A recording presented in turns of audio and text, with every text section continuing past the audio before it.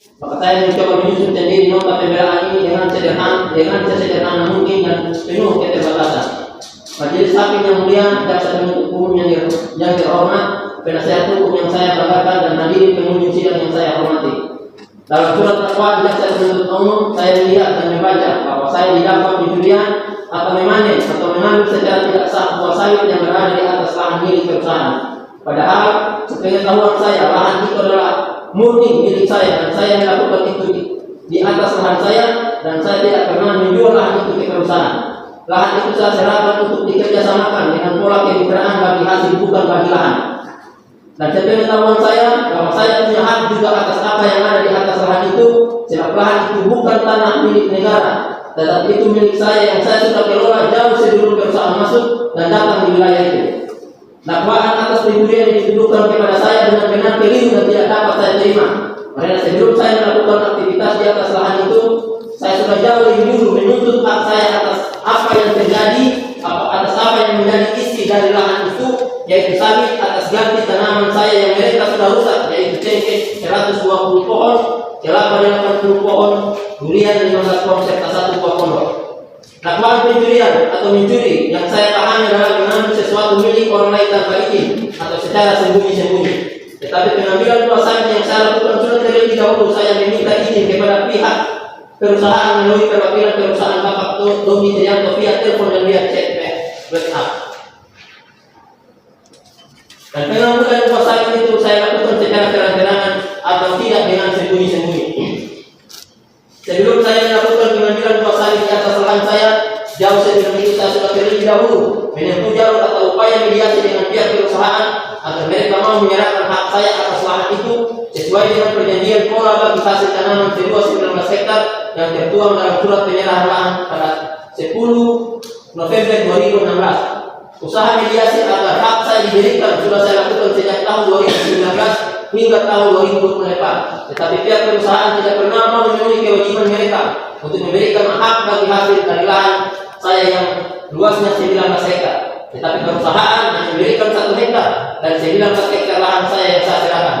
6 tahun saya menunggu dan menanti atas janji-janji perusahaan yang dimana setiap tahun mereka berjanji akan menyelesaikan atau memberikan hak saya hingga 6 tahun berjalan. Hak-hak saya tidak pernah saya terima, yaitu kekurangan dari 18 hektar bagi hasil lahan saya.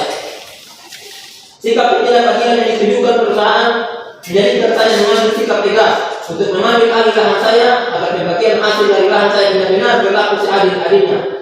Hal itu kemudian saya sampaikan kepada pihak manajer perusahaan lahan. Saya akan mengambil alih untuk bisa mendapatkan hasil yang adil atas apa yang ada di atas lahan saya. Karena saya tidak rela dan ridho hak saya dimakan oleh pihak perusahaan yang sudah berlangsung selama 6 tahun.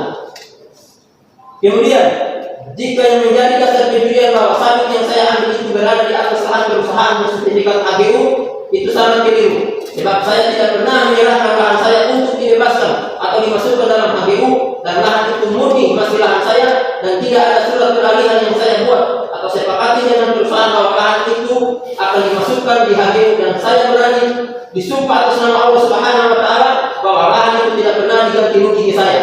Dan perlu diketahui yang mulia majelis hakim bahwa lahan itu bukan tanah negara yang tidak bertuan, tetapi lahan itu sangat jelas lahan yang saya olah bersama istri dan anak-anak saya yang saat itu anak saya masih majelis hakim yang mulia, jaksa penuntut umum yang terhormat, penasehat hukum yang saya banggakan, dan penghuni sidang yang saya hormati. Tidak ada niat saya sedikit pun untuk mengambil hal itu dengan cara melawan hukum. Saya adalah orang yang taat hukum dan tidak pernah bersentuhan dengan hukum, dan bahkan saya tidak mau bersentuhan dengan hukum. Saya seorang yang belajar agama dan saya tahu persis dan paham itu bahwa mencuri dan mengambil hak milik orang lain adalah hal yang dilarang oleh Allah dan Rasulnya. Bahkan Rasulullah dalam satu hadis mengatakan bahwa jika anakku tidak mencuri, maka saya akan potong tangannya. Mencuri adalah perkara yang paling saya benci, dan saya selalu mengajarkan kepada anak-anak santri saya bahwa mencuri adalah perkara yang paling dibenci oleh Allah dan Rasulnya.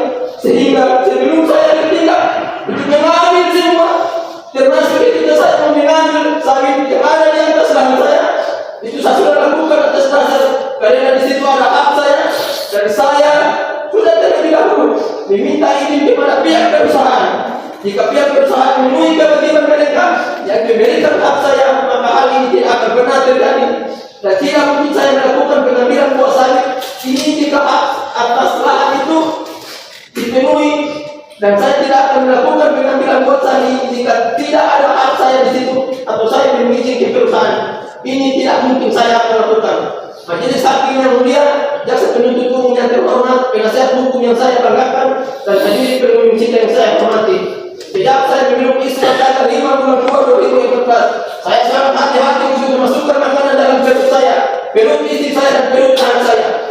Jika sesuatu itu saya dapatkan bukan dari sesuatu yang halal atau jelas datanya, atau bukan hak saya, maka saya tidak berani mengambil untuk saya, konsumsi bagi saya, istri dan anak-anak saya. Karena saya sangat paham konsekuensi di hadapan Allah. Karena uang atau apapun itu ketika kita dapatkan dari cara yang tidak halal, apalagi dengan kita curi, maka bahkan itu akan menjadi daging dalam tubuh kita, dan daging kita bersumber dari sesuatu yang tidak halal, maka Allah haramkan bagi kita surga. Demi Allah, saya tidak berani mengambil konsekuensi itu. Karena saya masuk Islam, tujuan saya cuma satu, yaitu ini masuk surga. Dalam hal memperjuangkan hak, Nabi Muhammad berpesan lewat hadisnya bahwa ketika memperjuangkan hak dan kemudian kita mati karena memperjuangkan hak, maka kita mati dalam keadaan terhitung sebagai syuhada. Maka demi Allah, tidak ada sedikit pun ketakutan saya dan akan kematian dalam hal memperjuangkan hak saya. Saya sudah sampaikan kepada orang perusahaan, saya siap melepaskan kepala saya di atas lahan saya ini, karena ini benar-benar adalah lahan saya.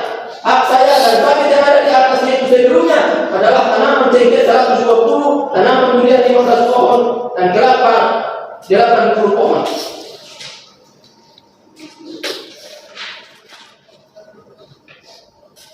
Maka dengan Muhammad Allah azza wa jalla, saya memohon kepada majelis hakim yang mulia akan menegakkan keadilan dan membebaskan saya dari segala tuntutan hukum.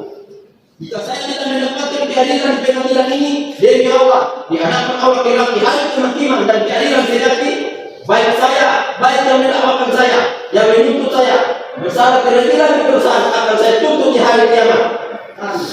Amin ya rabbal alamin. Jika saya berdoa kepada Allah Subhanahu wa taala, ya Allah ya Rabb, Allah yang Maha Pengasih lagi Maha Penyayang.